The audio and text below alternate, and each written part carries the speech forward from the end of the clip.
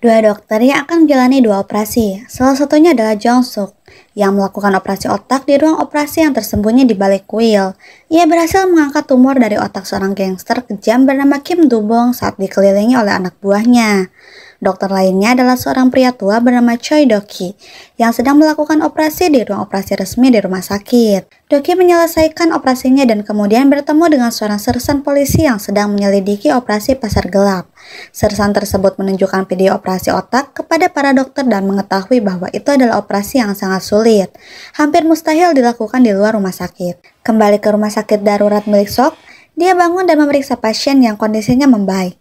Perawat yang ikut serta dalam operasi itu mendekati Sok dan mengatakan bahwa dia mengenalinya dari masa-masa di rumah sakit Universitas Yonshin. Yongju, dokter junior Sok, mengatakan bahwa perawat itu disewa oleh para gangster dan dikenal suka menyiksa pasien lanjut usia di sebuah rumah sakit. Kemudian kita melihat perawat itu memasukkan cairan ke dalam infus pasien.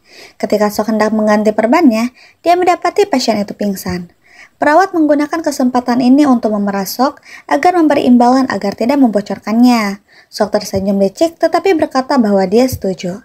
Saat orang-orang Kim Do-bong mulai membuang semua bukti operasi, ia berterima kasih kepada Sok dan menawarkan bantuannya jika ia membutuhkannya. Mereka segera meninggalkan tempat itu bersama Dr. Han, salah satu rekan kerja Sok yang akan menjaga Kim selama beberapa hari. Sok, Yongju ahli anestesi dan perawat adalah orang yang terakhir yang tertinggal. Sok meminta Yongju untuk mengantar kotak es kepada Dr. Han karena ia lupa membawanya. Ia kemudian meminta dokter anestesi untuk beristirahat juga. Dalam perjalanan, Yongju tidak dapat menahan godaan dan membuka kotak es tersebut.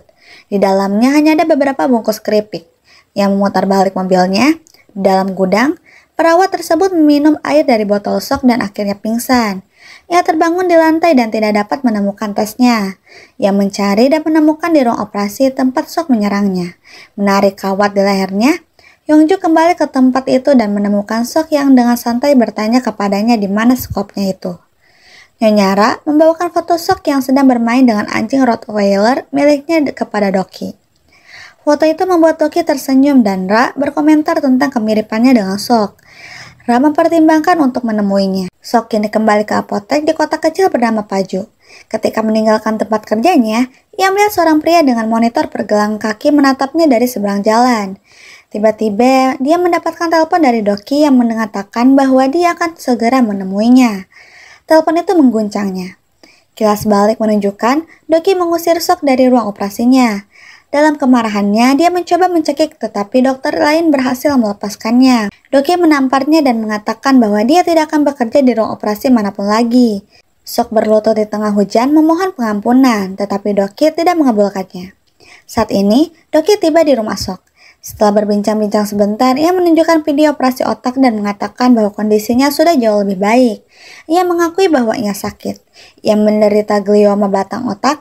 Ia ingin Sok mengoperasinya dan ketika Sok dengan marah bertanya mengapa ia melakukan itu untuknya, ia menjawab bahwa polisi sedang mencarinya.